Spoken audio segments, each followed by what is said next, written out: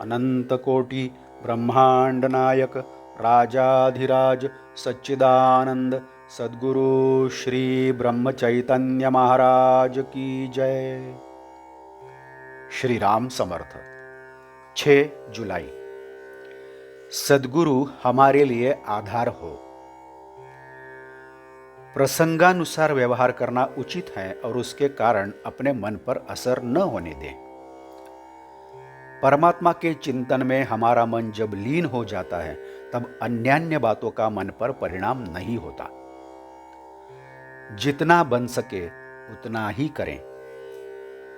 अध्ययन किया जाए लेकिन चिंता न करते हुए। भगवान के सर पर पूरा भार डालकर हम शांत रहें। अपना स्वास्थ्य न बिगाड़ते हुए प्रसन्न रहें। वृत्ति का संयम करना मुश्किल होता है। उसे परमात्मा की ओर मोड़ने से उस पर नियंत्रण आता है।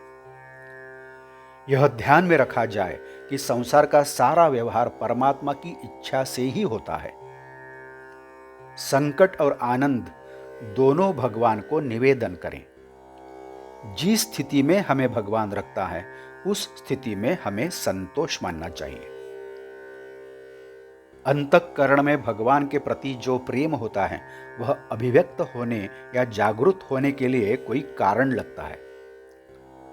तीर्थ यात्रा और साधु संतों से मिलना यही वह कारण है। श्री रामचंद्र भी तीर्थ यात्रा के लिए गए थे और अनेक संतों का दर्शन उन्होंने किया था। संतों का अहंकार जीवित रह ही नहीं सकता, क्योंकि परोपकार करने के लिए पर ही नहीं बचा है। तो दूसरे के लिए मैंने कुछ किया यह भावना नहीं रहेगी, क्योंकि पर का आधार ही नहीं रहा। विषय की लालच से सत्समागम करना सच्चा सत्समागम नहीं है। कभी कभी संत हमें विषय देते हैं, यह बात सत्य है, लेकिन कुल मिलाकर हमारे मन में विषय की घृणा हो ऐसा उनका प्रयत्न होता है। संतों के घर में यूं ही लेटे रहें तो भी शुद्ध भाव पैदा होगा। भगवान के नाम स्मरण में ही संत संगति है, क्योंकि नाम के साथ भगवान का अस्तित्व है। विषय की प्रबल इच्छा होने का अर्थ है माया का स्मरण होना, और नाम का स्मरण होना यानी भगवान का स्मरण होना। तपश्चर्या का अंतिम लाभ यदि कुछ हो तो परमेश्वर के प्रति अनन्य भाव से शरण जाने की बुद्धि होना है। ऐसी बुद्धि हमें होनी चाहिए। जब हम शरण में जाते हैं तब हम बचते ही नहीं, यानी पूर्णतया समर्पित हो जाते हैं। इसी को शरणागति कहते हैं और परमार्थ में यही सबसे उत्तम गति है। हम अपने सद्गुरु के हैं ऐसा निडर होकर कहते रहो। कुछ कार्य नहीं भी किया तो कुछ बिगड़ता नहीं, किंतु अपने सद्गुरु आगे पीछे है ऐसी भावना दृढ़ हो।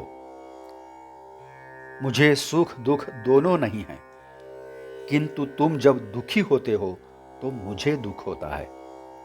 इसीलिए तुम ऐसा बर्ताव करो कि जिससे तुम्हें दुख ही नहीं होगा। जो गृहस्थी चलाता है उस गृहस्थ के दुख की स्थिति मैं अच्छी तरह से जानता हूं।